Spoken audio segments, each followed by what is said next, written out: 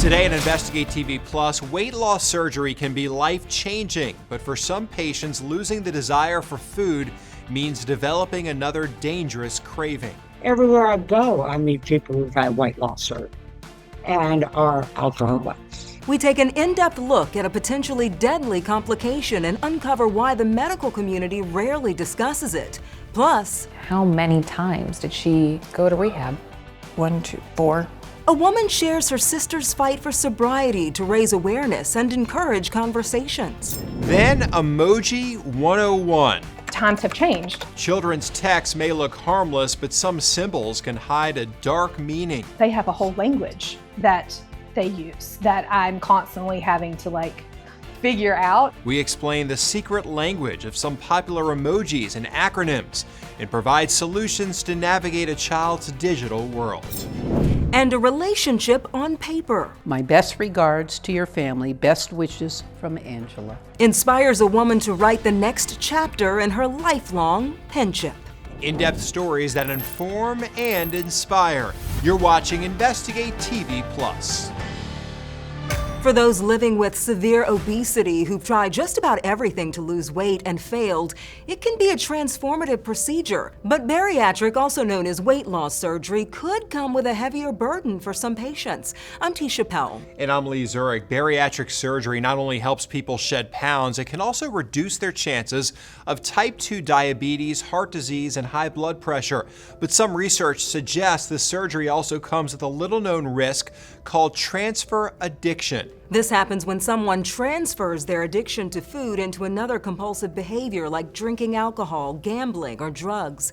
Reporter Kristen Crowley uncovers why some in the medical field are hesitant to talk about this risk and hears from those wanting to shine a light on this dangerous complication. I was probably 18. She's probably 21, 22 in that picture. Sisters often share a special bond. She was funny, she was charismatic. That was certainly true for Amanda and Carrie, who not only considered themselves best friends, they also lived next door to each other and traveled the world together.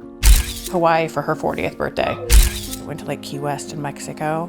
We did a med cruise out of Rome to four Greek Isle stops. But for Amanda, the most impactful journey was one she never expected. Carrie's weight loss journey after bariatric surgery. I saw how happy she was and how she was coming out of her shell. She was being more social. So the surgery seemed successful. Yeah, totally successful. Did exactly what it was intended to do. Yeah. But it came with an unintended consequence. At some point, after about 2 years, I started noticing her drinking more, or the drinking, her just being 2 drinks and so incredibly drunk. Your sister's drinking habits before the surgery. Mm-hmm. How often was she consuming alcohol? 6 times or less a year. She was not an alcoholic. No. After surgery, it was a different story. Amanda says Carrie drank regularly. She believes it was all related to a little-known potential side effect called transfer addiction.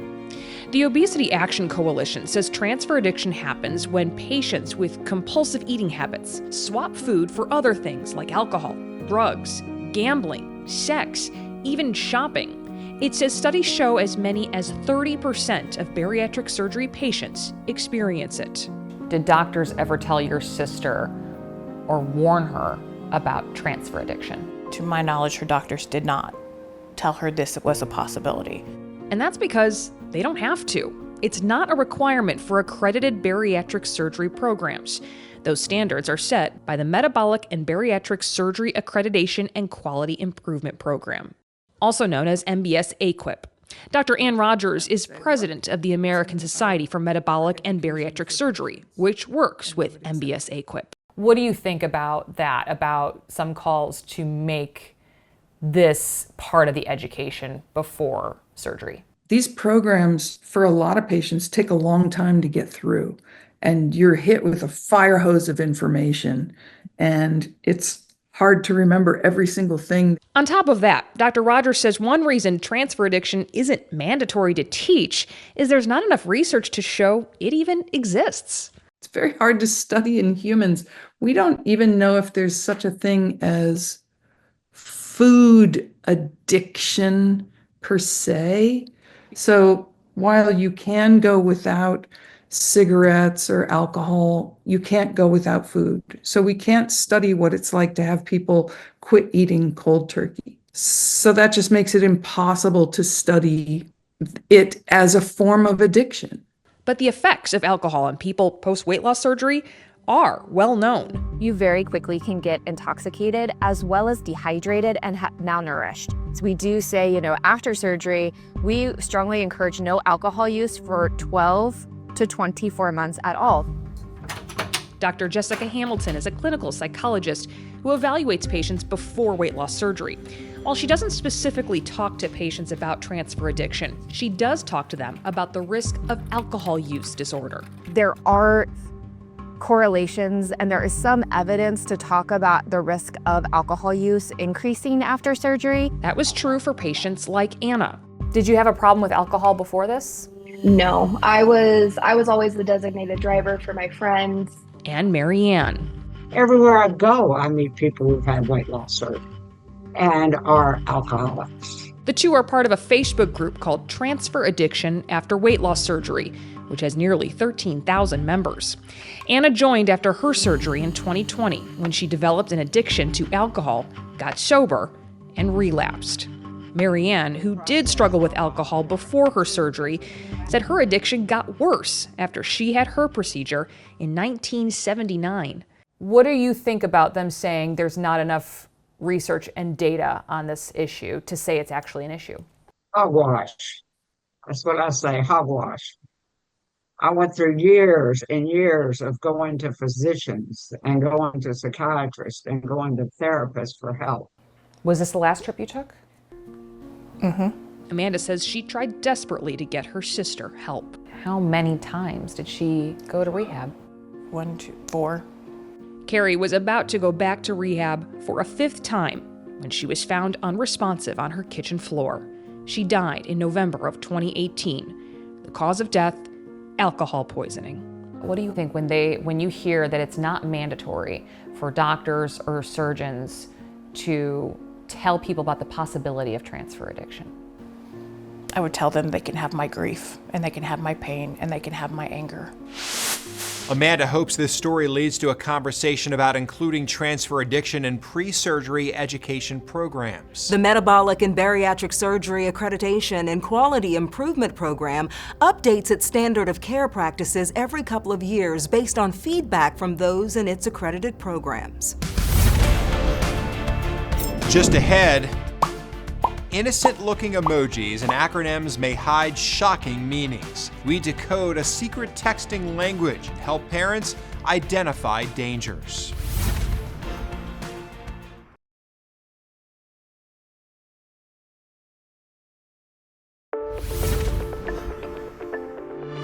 LOL, BRB, a smiley face. They're acronyms and emojis many kids use to keep texts lighthearted.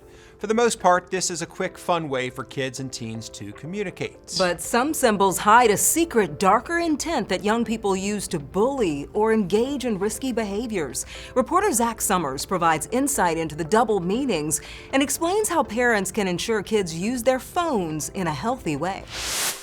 Tears of joy, hearts, a thumbs up. They're some of the most common emojis we use every day via text or online.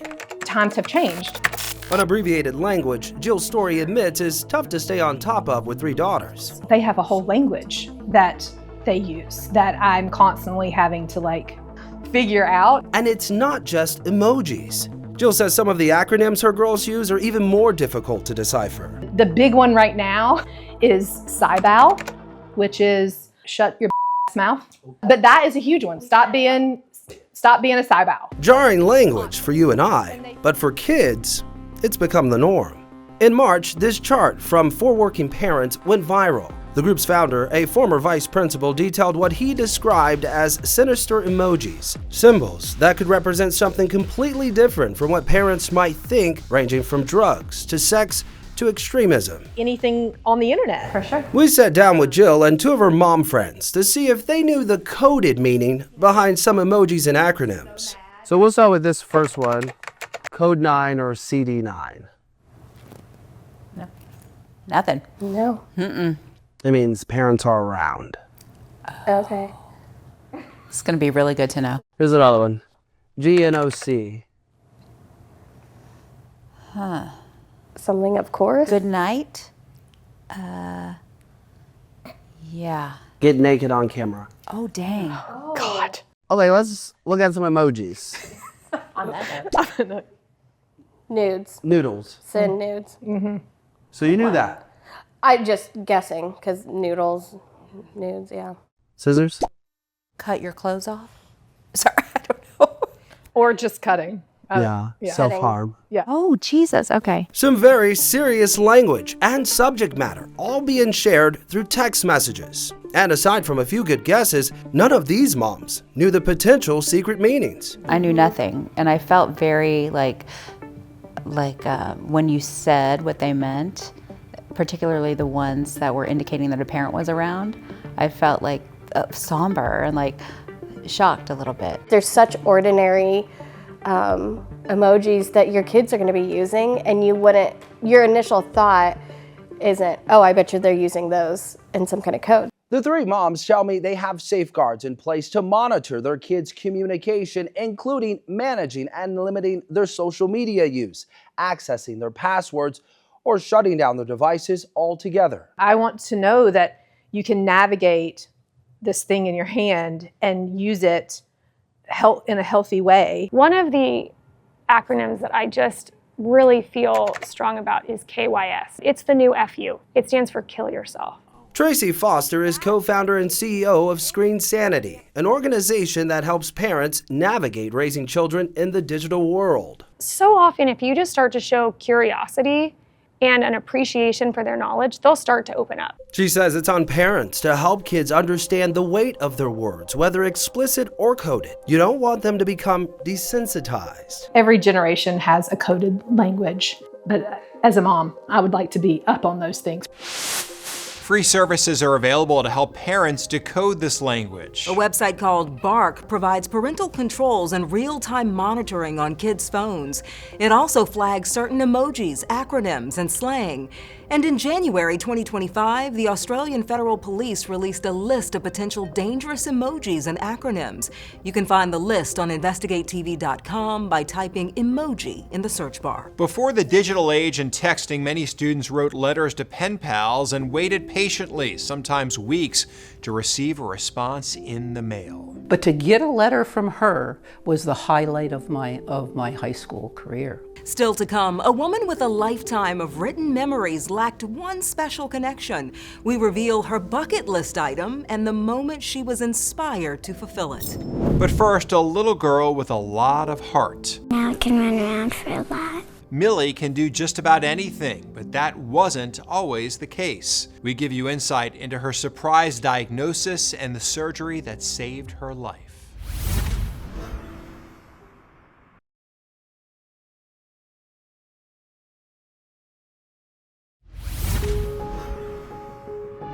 Congenital heart disease, or CHD, is the most common birth defect in the United States. CHD is a problem with how the heart forms before birth and how blood flows through the heart and out to the rest of the body. While most congenital heart defects are diagnosed soon after birth or during pregnancy, others may not be discovered until later in childhood. Reporter Sarah Shackles explains how a little girl's subtle symptoms resulted in a dire diagnosis and a life-saving surgery. I could only run around for a little bit, and now I can run around for a lot. A second grader at Goochland Elementary, Millie Handline is thriving since her open chest heart surgery. Soccer, cheerleading, and gymnastics among her favorite pastimes. Does it feel good to have your heart healed? Yeah. But the family never even knew there was a problem until Millie's new pediatrician detected a suspicious murmur. Dr. Guardia sent me to Dr. Lacey, and Dr. Lacey told me that I had to have heart surgery, and Dr. Desai did it for me. Millie's case was a little bit different because the vast majority of congenital heart defects that require surgical intervention are diagnosed prenatally in fetal life or as infants. Pediatric cardiologist Dr. Stephanie Lacey ordering an EKG and an echocardiogram on the 6.5-year-old. In between the two top chambers of her heart, there was a hole and an abnormal vein. Within 3 weeks of discovering the congenital heart defect, Millie was in the operating room at Children's National Hospital in D.C. Her heart wasn't beating for almost 6 hours while they were doing the procedure. And I could not think about that without completely breaking down. But all was thankfully a success. They said she's off of bypass, she's in recovery. We broke down. It was Father's Day weekend too. Millie even surprising some hospital staff with her speedy recovery. She absolutely has a ton more energy. She's grown a couple of inches. It was a significant change. Millie is now back to doing all the activities she loves with a new scar, one that her parents say she should wear proudly, a constant reminder of her strength. More infants and children with CHD survive to adulthood because of medical advancements. But even with improved treatments, many adults with congenital heart disease or ACHD are not cured even if their heart defect has been surgically repaired. In the early 1970s, Patricia Berkowitz had successful surgery to fix a hole in the upper chamber of her heart. She says she went on to lead a normal life, including running track in high school. It wasn't until she was in her 50s that her smartwatch alerted her to a problem with her heart. I'm sitting at my desk and all of a sudden I get an alert, AFib detected, and I was like, that seems weird. Research reveals Patricia's problem is not uncommon with ACHD patients. Dr. Sam Lucas is an interventional pediatric cardiologist and co-director of the Congenital Heart Center at Ochsner Health in New Orleans. It's a little bit like taking your car in for an oil change. It's driving fine, but you have to take it in, and if you don't, then you pay the price. The American Heart Association suggests ACHD patients consider simple things to manage their condition, such as maintaining a good diet and exercise. And due to recent medical advancements, open heart surgery may not be necessary for ACHD patients. Up next, after 60 years of letter writing. And what was it like reading that after so many years? Oh, it was the most awe-inspiring thing to think that we were just kids. We were 15 years old. A woman creates a new bond with her pen pal.